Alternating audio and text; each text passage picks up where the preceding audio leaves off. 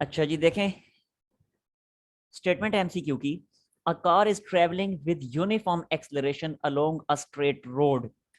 The road has marker posts every 100 meters. When the car possesses one post, it has speed 10 meters. Sorry, passes, not possess. When the car passes one post, it has speed of 10 meter per second. And when it passes the next one, it has speed 20 meter per second. यानी ये post लगी हुई है different road पे, और हर post हर दो consecutive posts के दरमियान जो डिस्टेंस है वो 100 मीटर्स का है। कहता है जब एक पोस्ट के पास से कार गुजरती है तो उसका डिस्प्ले उसकी स्पीड है 10 मीटर पर सेकेंड, और जब दूसरी पोस्ट के पास से गुजरती है तो स्पीड हो जाती है 20 मीटर पर सेकेंड। आप ये बताएं कि कार में एक्सेलरेशन कितना है। जी बताएं कैसे फाइंड करेंगे, क्या आपके माइंड में आ रहा है? कोई कॉपी पेंसिल भी अपने पास रखें जिस पे आप कर सकें। Sir 2as equals to vf square minus vi square लगाएंगे। क्या कहा आपने, दोबारा बताएं। Sir 2as is equals to vf square minus vi square लगाएंगे। बिल्कुल ठीक कहा आपने, बिल्कुल सही कहा। क्योंकि देखें इनिशियल वेलोसिटी भी गिवन है हमें। ये देखें जरा, यहाँ पे मैं कोशिश करता हूँ लिखने की, अल्लाह करे अब लिखा जाए। एक मिनट, ये अब ये देखें जरा, ये वाली जो है ये है initial velocity, this is initial velocity. जबकि ये वाली जो है ये हमें गिवन है फाइनल वेलोसिटी। ठीक है, इनिशियल वेलोसिटी भी गिवन है, फाइनल वेलोसिटी भी गिवन है। और ये जो वेलोसिटी में चेंज आया 10 से 20, ये कितने डिस्टेंस में आया, वो डिस्टेंस भी हमें गिवन है। तो ये डिस्टेंस भी गिवन है, तो बड़ी आसानी से हम थर्ड इक्वेशन ऑफ मोशन यहां पे यूज कर सकते हैं। यानी 2as is equal to V F square minus V I square is equal to V F square minus V I square. अब जरा जल्दी से इसे यूज करके मुझे कैलकुलेट करके जरा बताइए क्या आंसर आ रहा है। P option. ऑप्शन बी आ रहा है। अच्छा जी, वी एफ स्क्वेयर क्या बनेगा, वी एफ क्योंकि 20 है तो 20 का स्क्वायर बन जाएगा 400।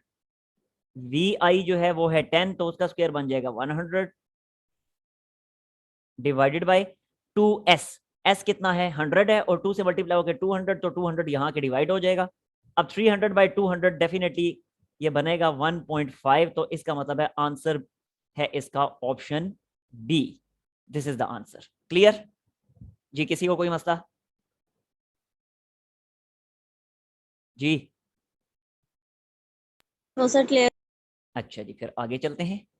नेक्स्ट है सेकंड एमसीक्यू। कहता है अ racing car of mass 500 kg including driver but not fuel decelerates from speed of 50 meter per second to 30 meter per second when approaching a bend. once again वही speed reduce होगी है, तो speed जब reduce हुई तो this is initial velocity and this is final velocity. ठीक हो गया। और ये हमें उसका मैस गिवन है, कार का मैस 500 kg। ठीक हो गया, including driver but not fuel. यानी ये 500 केजी जो है ये ड्राइवर समेत उसका वेट है, लेकिन फ्यूल उसका तकरीबन खत्म हो चुका है। बट नॉट फ्यूल का मतलब तकरीबन खत्म हो चुका है फ्यूल। ठीक हो गया। अच्छा, इनिशियल वेलोसिटी फाइनल वेलोसिटी पता चल गई। कहता है the brakes exert a fixed retarding force of 7000 newton. ये रिटार्डिंग फोर्स है 7000 न्यूटन की, यानी ये वो फोर्स है जो इस कार में डिसलरेशन प्रोड्यूस कर रही है। मतलब के force of friction between between tyres and वो जो ब्रेक्स होती हैं, ब्रेक्स जो फोर्स अप्लाई कर रही हैं इसको रोकने के लिए, वो 7000 न्यूटन की फोर्स अप्लाई कर रही है। The time for the car to decelerate when it is almost out of fuel is t1। अभी जो टाइम इस कार को डिसलरेट होने में जो लग रहा है, यानी कार की स्पीड 50 से 30 तक आने में जो टाइम जो यहाँ पे यूज हुआ है, जो टाइम स्पेंड हुआ है, वो उसको t1 टाइम कह दिया है।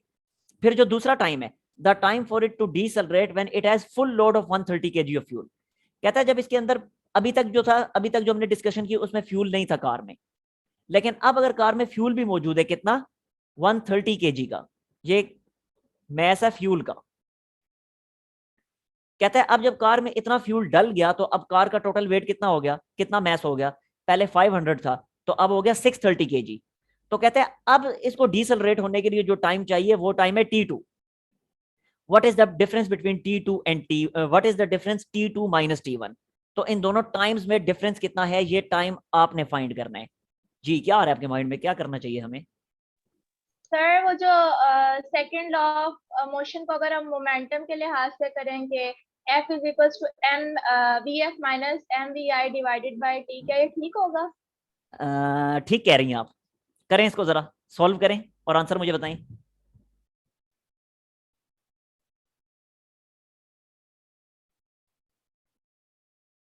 कोशिश करें और बताएं क्या आंसर आएगा।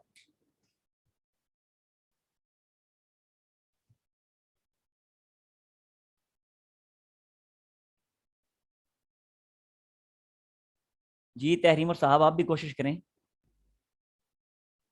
जी सर कर रहे हैं।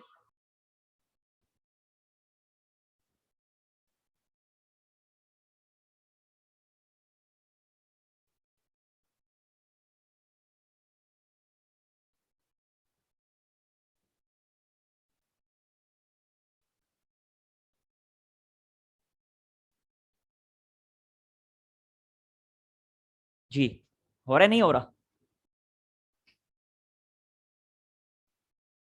सर हो रहा है, वो सॉल्व कर रही हूँ।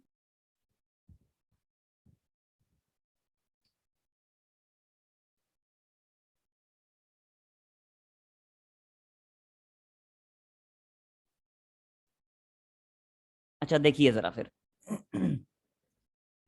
रेसिंग कार, कार का मैस हमें गिवन है, स्पीड हमें गिवन है, initial speed final speed, initial 50 है, फाइनल 30 है। और इस फिक्रे पे जरा गौर करें, कहता है the brakes exert a fixed retarding force of 7000 newton. अब खुद मुझे बताएं कि जब रिटार्डिंग फोर्स फिक्स्ड होगी तो रिटार्डिंग फोर्स फिक्स्ड होने की सूरत में क्या एक्सेलरेशन नहीं फिक्स्ड हो जाएगा? Yes sir. ठीक यस है, सर। ओके। अब जरा देखिएगा फिर, F1 और F2 मैंने फिक्स्ड कर दी। अब पहले मैं F1 के थ्रू फाइंड करता हूं टाइम। अब F1 कितना है? सॉरी, एक्सेलरेशन तो फिक्स्ड नहीं होगा, रिटार्डिंग फोर्स फिक्स्ड होगी।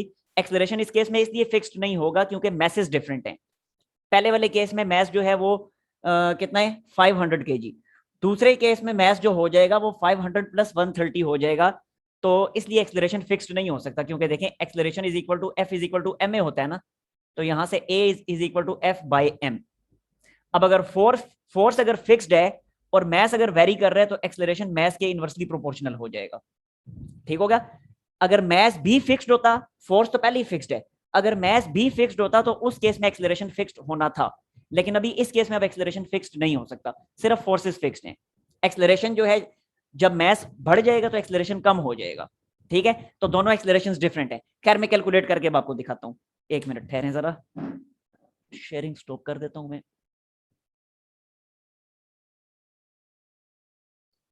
अब देखिए जरा, अब मेरा ख्याल बोर्ड आपको क्लियरली दिखाई दे रहा होगा। देखें, F is equal to M A, तो यहां से एक्सेलरेशन मैस के इनवर्सली प्रोपोर्शनल है। अब फोर्स जब पहले ही उसने कह दिया कांस्टेंट है, 7000 न्यूटन है, तो एक्सेलरेशन मैस के इनवर्सली प्रोपोर्शनल होगा। अब जब मैसेज डिफरेंट होंगे दोनों केसेस में, तो एक्सेलरेशन भी डिफरेंट होंगे, एक्सेलरेशन सेम नहीं होने वाले। ठीक है, तो खैर फोर्सेस सेम है, F1 और F2 इक्वल है। तो पहले F1 यूज करके मैं यहाँ पे एक्सेलरेशन फाइंड करता हूं।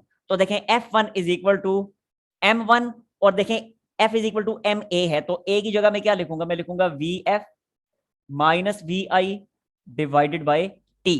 यहां से हम t कैलकुलेट कर लेंगे, तो t will be equal to m1 vf minus vi divided by f।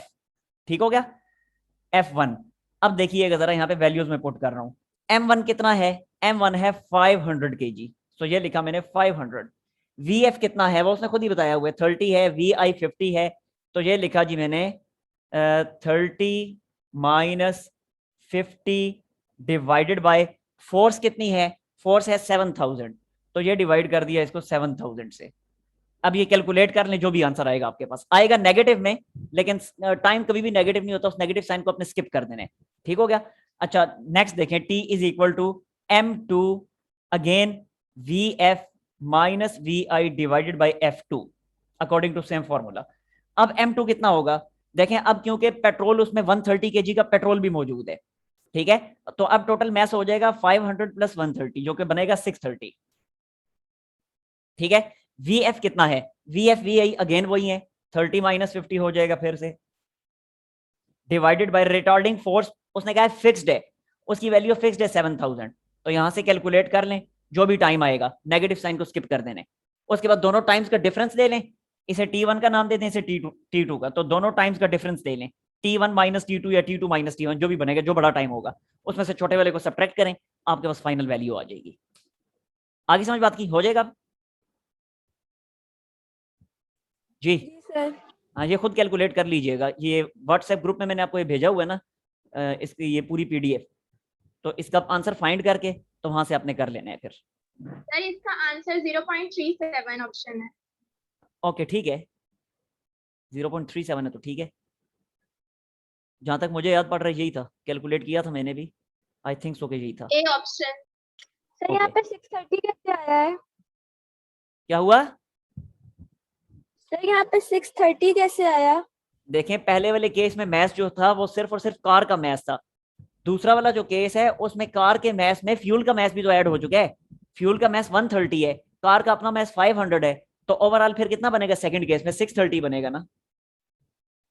आई समझ बात की? Okay sir. जी सर। अच्छा, नेक्स्ट देखें फिर, third MCQ।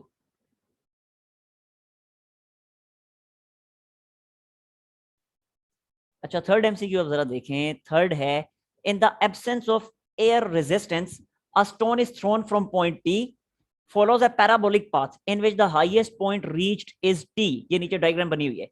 The vertical component of the acceleration of the stone is, जी बताएं इन चारों में से कौन सा ऑप्शन ठीक है? या तो कैलकुलेट भी करने की जरूरत नहीं है, डायरेक्टली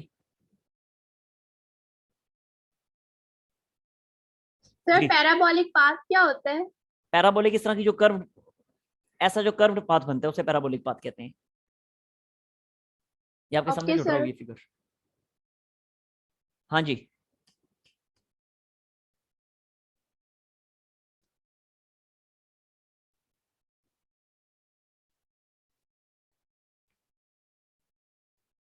जी बताएं। ऑप्शन ए जो है, ऑप्शन ए में कहते हैं जीरो होगा पॉइंट टी पे, क्या पॉइंट टी पे एक्सेलरेशन जीरो होगा, वर्टिकल एक्सेलरेशन? हाँ जी, पॉइंट ए पे क्या है वर्टिकल, पॉइंट टी पे वर्टिकल एक्सेलरेशन क्या जीरो हो जाएगा? आप लोगों को आवाज आ रही है मेरी? जी सर। जी सर। तो बताएं ना क्या होगा, पॉइंट टी पे क्या जीरो हो सकता है ये? चले मैं खुद ही बता देता हूँ, इसका आंसर है ऑप्शन नो डी। सर, ये तो नहीं हो सकता।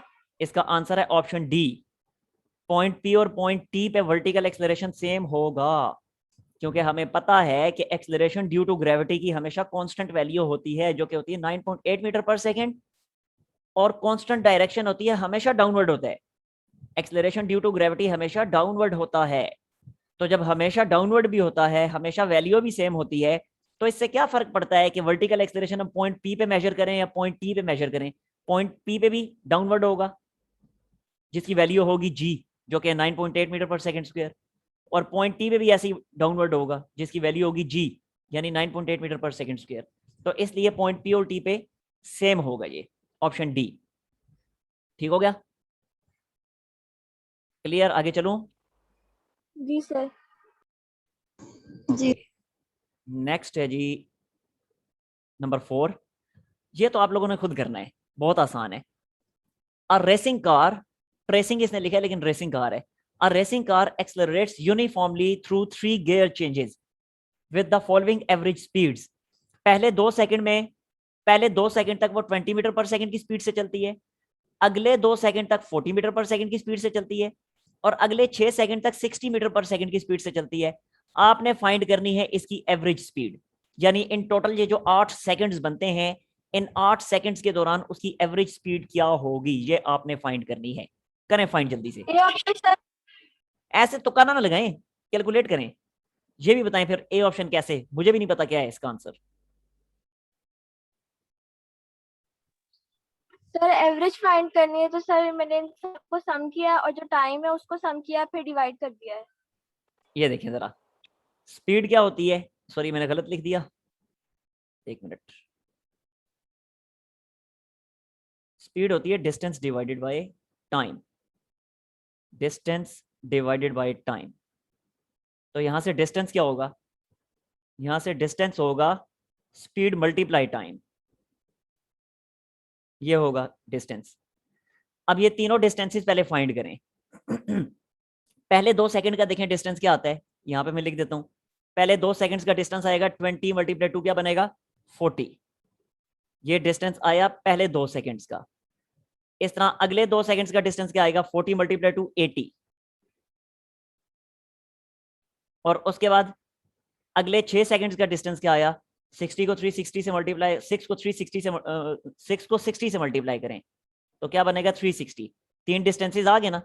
इन तीनों डिस्टेंसेस को अब ऐड करें, क्योंकि एवरेज स्पीड क्या होगी total distance divided by total time. ये आपके सामने लिखा हुआ है, ये फर्स्ट फार्मूला ये लिखे total distance divided by total time, तो एवरेज स्पीड आ जाएगी।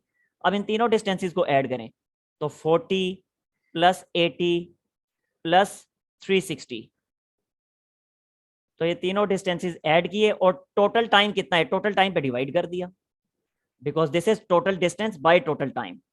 तो ये टोटल डिस्टेंस ये आ गया, टोटल टाइम कितना बनता है 8 सेकंड, तो डिवाइड कर दें। ये कितना बन जाएगा आप देख लें, ये 480 और 480 को 8 पे डिवाइड करें तो आई थिंक 60 आता है। 60 आता है, क्या आता है कैलकुलेट कर लें, पर आई थिंक मैं गलत कह रहा हूँ। यस सर 60 आ रहा है। 60 आ रहा है, लेकिन यहाँ तो एक भी ऑप्शन इसमें नहीं है।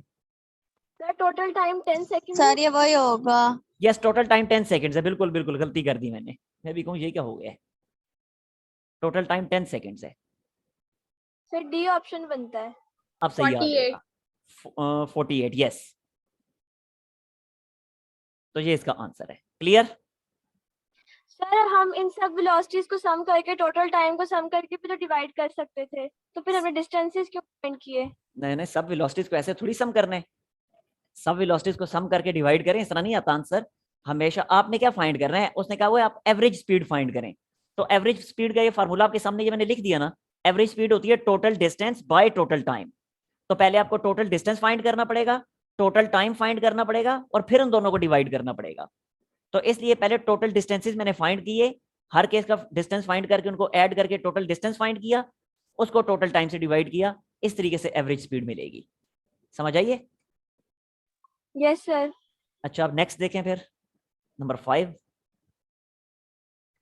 नंबर 5 में कहता है, 5 के ऑप्शंस नीचे हैं। अब यहाँ पे थोड़ा सा सोचना पड़ेगा आपको। कहता है a parachute steps from an aircraft falls without air resistance for 2 seconds. यानी एक पैराट्रूपर है, उसने एक जहाज से छलांग लगाई और 2 सेकंड तक वो फ्रीली फॉल करता रहा विदाउट एयर रेजिस्टेंस। उसके बाद क्या करेगा, देन ओपन हिज पैराशूट, वो फिर अपना पैराशूट ओपन कर लेता है। अच्छा जैसे ही पैराशूट ओपन करेगा तो क्या होगा, हवा की ठीक ठाक रिटार्डिंग फोर्स उस पर एक्ट करेगी। यानी पहले बहुत स्पीड से नीचे आ रहा था, लेकिन जैसे ही पैराशूट खुला तो देखें पैराशूट खुलने से, ये पैराशूट है सपोज करें, जैसे ही पैराशूट खुला तो क्या होगा, एयर उस पर इस तरह से अपवर्ड डायरेक्शन में फोर्स लगाएगी लाइक दिस। ठीक है, तो एयर जब अपवर्ड डायरेक्शन में जब उस पर फोर्स अप्लाई करेगी तो उसकी स्पीड एकदम से कम होनी शुरू हो जाएगी। ठीक हो गया? तो क्या कह रहे कहते हैं which graph represent how A means acceleration,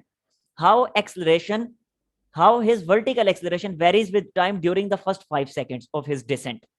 5 second तक उसकी डाउनवर्ड मोशन को रिप्रेजेंट करने के लिए इनमें से कौन सा ग्राफ सूटेबल है? ये नीचे ग्राफ्स हैं, ये इन चारों में से आपने देखना है कि कौन सा वाला ग्राफ है जो उसकी मोशन को सही तरह से एक्सप्रेस कर रहे हैं। जी सोचें, बहुत आसान है। और ग्राफ जरा गौर से देखिएगा, ये ग्राफ किन किन वेरिएबल्स के दरमियान है, एक्सेलरेशन और टाइम के दरमियान है। ये देख लें, ये एक्सेलरेशन लिखा हुआ है, ये लिखा है ना ए, ये वाला a means acceleration, t means time, तो ये एक्सेलरेशन टाइम ग्राफ है।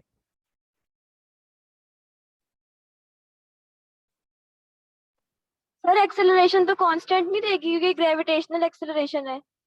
एक्सेलरेशन क्या थ्रू आउट कांस्टेंट रहेगा? 5 सेकंड्स का ग्राफ ड्रा हुआ है, तो क्या 5 सेकंड्स में एक्सेलरेशन थ्रू आउट कांस्टेंट रहेगा या किसी पर्टिकुलर इंटरवल में कांस्टेंट रहेगा? जी सर थ्रू आउट कांस्टेंट ही रहेगा। नहीं, थ्रू आउट कांस्टेंट नहीं रहेगा। एक्सेलरेशन उस वक्त कांस्टेंट रहता है, गौर से सुनिएगा। एक्सेलरेशन ग्रेविटी के केस में उस वक्त कांस्टेंट रहता है कि जब सिर्फ तनो तनहा फोर्स ऑफ ग्रेविटी एक्ट कर रही हो। अगर अकेली फोर्स ऑफ ग्रेविटी एक्ट कर रही है तो एक्सेलरेशन कांस्टेंट रहता है, जैसे अभी ऊपर एक क्वेश्चन हमने किया था, ये मैं वापस ऊपर आपके सामने रख देता हूँ। यहाँ पे मैंने कहा था कि एक्सेलरेशन कांस्टेंट रहेगा। ये यहाँ पे देखें, अकेली इस पूरी मोशन के दौरान सिर्फ फोर्स ऑफ ग्रेविटी एक्ट कर रही थी और कुछ किसी किस्म की कोई फोर्स नहीं थी, इस वजह से यहाँ पे एक्सेलरेशन कांस्टेंट था। लेकिन ये वाला जो अब केस है, इस केस में तो देखें, जैसे ही पैराशूट ओपन होगा तो अब एयर की ड्रैग फोर्स जो कि अपर डायरेक्शन में, मैं लिख देता हूँ ड्रैग फोर्स, एयर की ड्रैग फोर्स अपर डायरेक्शन में, force of gravity downward direction में, अब दो फोर्सेस हो गई हैं, इसलिए अब एक्सेलरेशन कांस्टेंट नहीं रह सकता। समझ आई बात की? एक्सेलरेशन सिर्फ उस वक्त तक कांस्टेंट रहेगा जब तक ड्रैग फोर्स मौजूद नहीं थी, जब तक पैराशूट ओपन नहीं हुआ था, क्योंकि जब तक पैराशूट ओपन नहीं हुआ था उस वक्त तक सिर्फ फोर्स ऑफ ग्रेविटी थी, इसलिए उस दौरान एक्सेलरेशन कांस्टेंट था। लेकिन जैसे ही पैराशूट ओपन हुआ तो फौरन से ड्रैग फोर्स ने अपना काम करना शुरू कर दिया, और जैसे ही ड्रैग फोर्स ने अपना काम किया तो अब एक्सेलरेशन कांस्टेंट नहीं रहेगा। चलें, अब तो आसान हो गया काम। अब बताएं कौन सा वाला ग्राफ बनेगा?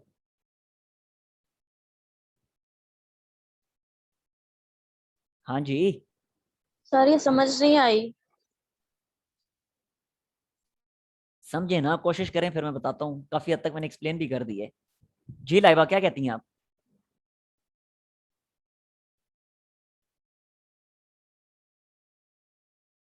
A option.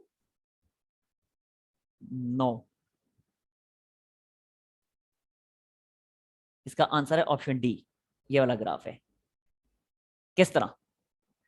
इस तरह के देखें, मैंने अभी आपको बताया ना, पहले 2 सेकंड्स तक पैराशूट ओपन नहीं हुआ था। तो जब पहले 2 सेकंड्स में पैराशूट ओपन नहीं हुआ था तो उस वक्त वो फ्रीली फॉल कर रहा था, सिर्फ फोर्स ऑफ ग्रेविटी थी।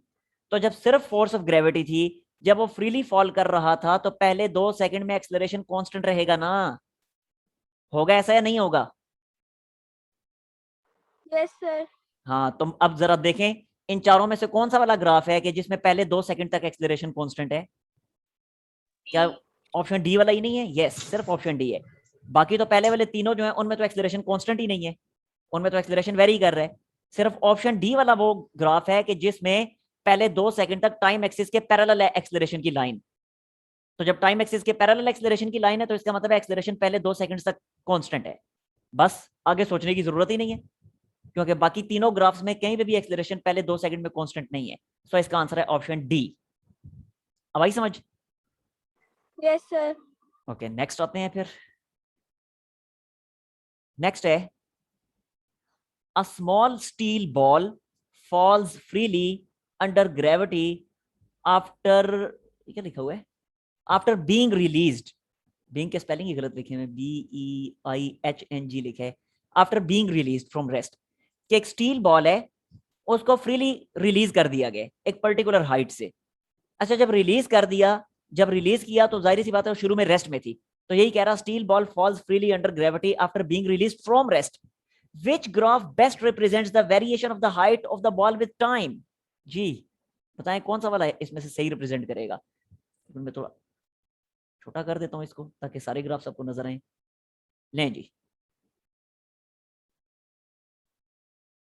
C option. क्वेश्चन भी आपके सामने है और ग्राफ भी आपके सामने है। जी बताएं, सर सी होगा।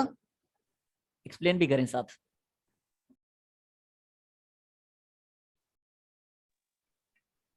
हाँ जी, एक्सप्लेन भी करें साथ, कैसे सी होगा? सर क्योंकि बॉल अगर फ्रीली फॉल कर रही है और एक हाइट से, और अगर एक हाइट से कर रही है तो फिर तो उसके अकॉर्डिंग सी बनेगा। कैसे सी बनेगा? जी क्या कह रही हैं साहब आप? Sir B option. एक्सप्लेन करें। सर इसमें कि हाइट जो है वो कम होती जा रही है और टाइम ज्यादा होता जा रहा है। जब हम ऊपर से फेंकेंगे तो जमीन तक आते आते उसकी हाइट कम होगी और टाइम तो वो यूनिफॉर्मली हाइट और टाइम में डिफरेंस आता जाएगा, इसलिए मुझे बी ऑप्शन लग रहा है। जी लाइबा। हाँ जी सर लाइबा, बी ऑप्शन। इसका आंसर है ऑप्शन ए। ऑप्शन ए अब कैसे है? सबसे पहले तो मुझे ये बताएं कि ये ग्राफ जरा गौर से देखें, किन किन दो वेरिएबल्स के दरमियान है। एक वेरिएबल है हाइट और एक वेरिएबल है टाइम। तो मुझे बताएं, अगर सपोज करें यहां से बॉल को रिलीज किया गया और ये ग्राउंड लेवल है, तो ग्राउंड लेवल के रिस्पेक्ट से हाइट की मेजरमेंट होती है ना, क्या ख्याल है? यस जी। सर। और ये हाइट इस केस में क्या होगा? हाइट इस केस में डिस्प्लेसमेंट ही तो होगा। तो हाइट टाइम ग्राफ का मतलब है कि ये डिस्प्लेसमेंट टाइम ग्राफ ड्रा हुआ है। पहली तो बात ये है डिस्प्लेसमेंट टाइम ग्राफ। अच्छा, अब जरा अगली चीज देखिएगा। मुझे एक बात बताएं कि जैसे जैसे हाइट डिक्रीज होती चली जा रही है, बॉल जैसे जैसे नीचे आ रही है, हाइट डिक्रीज हो रही है। तो जब हाइट डिक्रीज हो रही है मींस के डिस्प्लेसमेंट जब डिक्रीज हो रहा है, तो ये वेलोसिटी जो होगी ये कैसे वेलोसिटी होगी? पॉजिटिव वेलोसिटी होगी या नेगेटिव वेलोसिटी होगी? हाँ जी लाइबा बताएं, डिस्प्लेसमेंट डिक्रीज हो रहा है, नेगेटिव। ये नेगेटिव वेलोसिटी होगी। और नेगेटिव वेलोसिटी का जब भी हम डिस्प्लेसमेंट टाइम ग्राफ ड्रा करते थे, वो कैसा ग्राफ होता था? राइजिंग ग्राफ या falling graph? Falling graph. Falling graph. तो इसका मतलब है कि ऑप्शन डी तो बीच में से गया, वो तो गया, बाय बाय, निकल गया बीच में से। अच्छा, अब बाकी तीनों को हम जज करते हैं। अब बाकी तीनों में भी जरा देखिएगा कि जैसे जैसे ये नीचे आता चला जा रहा है, तो मुझे ये बताएं कि क्या इसकी वेलोसिटी, ये बॉल जैसे जैसे नीचे आ रही है, क्या बॉल की वेलोसिटी कांस्टेंट है या बॉल की वेलोसिटी वेरिएबल है? यस, बॉल जैसे सर जैसे वेरिएबल। वेरिएबल है, बॉल की वेलोसिटी कांस्टेंट नहीं है। तो जब बॉल की वेलोसिटी कांस्टेंट नहीं है, तो हमें तो पता है कि displacement time graph straight line होता ही उसी वक्त है कि जब वेलोसिटी कांस्टेंट हो। लिहाजा ये ग्राफ भी बीच में से गया। आगे समझ बात की? सर बट वेरिएबल कैसे होगी? जाहिर सी बात है, जैसे जैसे कोई किसी भी चीज को अर्थ की ग्रेविटी में जब हम रिलीज करते हैं, तो अर्थ की फोर्स ऑफ ग्रेविटी की वजह से उसकी वेलोसिटी इंक्रीज करती चली जाती है, जिसकी वजह से उसका कांस्टेंट एक्सेलरेशन होता है। तो जब एक्सेलरेशन उसमें मौजूद हुआ ऑब्जेक्ट में, तो वेलोसिटी फिर कांस्टेंट तो नहीं ना हो सकती। Okay sir. हाँ, तो इसलिए ऑप्शन बी वाला ग्राफ भी बीच में से निकल गया। अब बाकी बचे दो ग्राफ्स, ए और सी। अब इन दोनों में से कोई एक होगा। अच्छा, आप जरा देखिए, जैसे जैसे वो बॉल नीचे आ रही है, तो मुझे बताएं कि उस बॉल की वेलोसिटी कम होती जा रही है या बढ़ती जा रही है? सर कम होती जा रही है। शाबाश है। बॉल जैसे जैसे नीचे आ रही तो वेलोसिटी कम होगी या ज्यादा होगी? इंक्रीज हो रही सर बढ़ इंक्रीज रही होगी। है। हाँ, वेलोसिटी बढ़ रही है, वेलोसिटी इंक्रीज हो रही है। अच्छा, जब वेलोसिटी इंक्रीज होगी तो डिस्प्लेसमेंट टाइम ग्राफ में स्लोप हमें क्या देती है? वेलोसिटी। वेलोसिटी देती है। तो मुझे बताएं कि अगर वेलोसिटी इंक्रीज हो रही हो तो स्लोप इंक्रीज होगी या स्लोप डिक्रीज होगी? इंक्रीज होगी स्लोप। और यहाँ पे क्योंकि नेगेटिव वेलोसिटी है तो नेगेटिव स्लोप इंक्रीज होगी। ठीक है, मींस के स्लोप ने इंक्रीज होने, स्लोप के मैग्नीट्यूड ने इंक्रीज होने। और स्लोप उसी वक्त इंक्रीज हो रही होती है कि जब वक्त गुजरने के साथ साथ ग्राफ की स्टीपनेस में इजाफा हो रहा हो, ग्राफ ज्यादा स्टीप हो रहा हो। अब यहाँ पे अगर वेलोसिटी इंक्रीज हो रही है तो ग्राफ वक्त गुजरने के साथ साथ ज्यादा स्टीप होगा। अब मुझे बताएं कौन सा है, ऑप्शन ए है या ऑप्शन सी है जिसमें वक्त गुजरने के साथ साथ ग्राफ ज्यादा स्टीप होता चला जा रहा है? A option. A option. तो ए ऑप्शन इसका आंसर हुआ। अब आई समझ? जी सर। हाँ, नेक्स्ट आते हैं क्वेश्चन नंबर 8 की तरफ। क्वेश्चन 8 है, कहता है the graph relates to the motion of a falling body. अब यहाँ पे दो वेरिएबल्स के दरमियान ग्राफ है। एक वेरिएबल तो टाइम है, वो तो उसने बता दिया। दूसरा वेरिएबल y जो है उसके बारे में हमें कुछ नहीं उसने बताया हुआ कि y कौन सा वेरिएबल है। कहता है आप बताएं इन चारों ऑप्शंस में से कौन सा सही है। What could y represent on the vertical axis? तो y क्या हो सकता है फिर? Option A, distance when air resistance is negligible. Option B, distance when air resistance is not negligible. Option C है speed when air resistance is negligible. And option D, speed when air resistance is not negligible. जी, चारों में से कौन सा हो सकता है y? ग्राफ के बिहेवियर को देख के आपने जज करना है।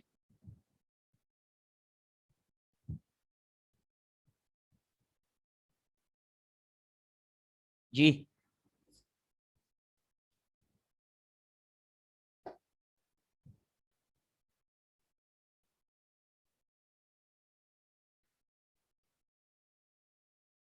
हाँ जी, बता दें। सर डी ऑप्शन लग रहा है। Sir speed when air resistance is not negligible. D, when air resistance is not negligible, बिल्कुल ठीक है आपका आंसर, बिल्कुल सही है। अब रीजन उसकी चले मैं खुद ही बता देता हूँ।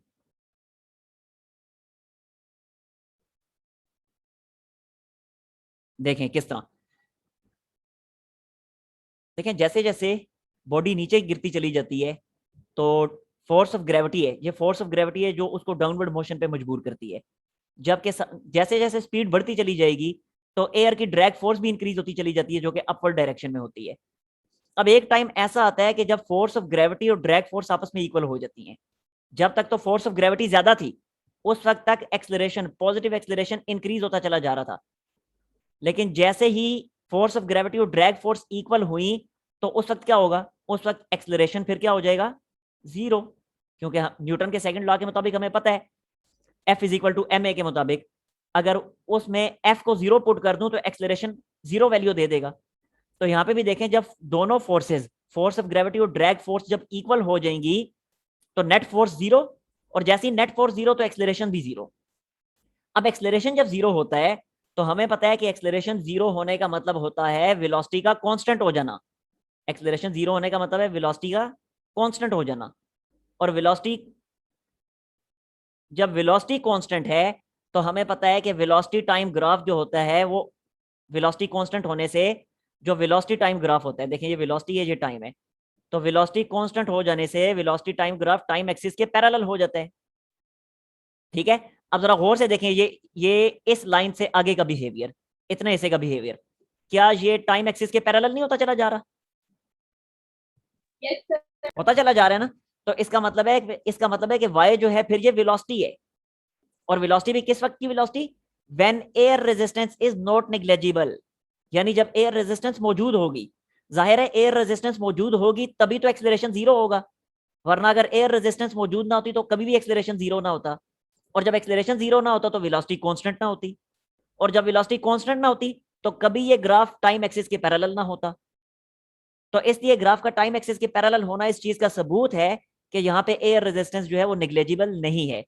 तो लिहाजा आंसर हुआ कि speed when air resistance is not negligible. Clear? जी सर। अच्छा जी, आगे चलते हैं फिर नंबर 9 की तरफ। कहता है विच ग्राफ, अब जल्दी जल्दी बताना है क्योंकि मीटिंग का टाइम एंड होने वाला है, इसी में ताकि हो जाए। विच graph represent the motion of the car that is travelling along a straight road with uniformly increasing speed. पहले मुझे बताएं यूनिफॉर्मली इंक्रीजिंग स्पीड का क्या मतलब है जी, इसका क्या मतलब है? सर इसका मतलब ये है कि हमारे पास यानी ग्राफ होगा। इसका मतलब है कि एक्सेलरेशन यूनिफॉर्म है, एक्सेलरेशन यूनिफॉर्म है, यूनिफॉर्मली इंक्रीजिंग स्पीड ये होती है एक्सेलरेशन यूनिफॉर्म। और जब एक्सेलरेशन यूनिफॉर्म होगा तो खुद सोचें, जब एक्सेलरेशन कांस्टेंट होगा, एक्सेलरेशन यूनिफॉर्म होगा, तो क्या ऑप्शन ए इसका आंसर नहीं बनेगा, यानी ग्राफ जो है वो टाइम एक्सिस के पैरेलल हो जाएगा। क्लियर? Yes sir. ओके, चलें, अच्छा मैं दोबारा लिंक सेंड कर रहा हूँ, ज्वाइन करें जल्दी से।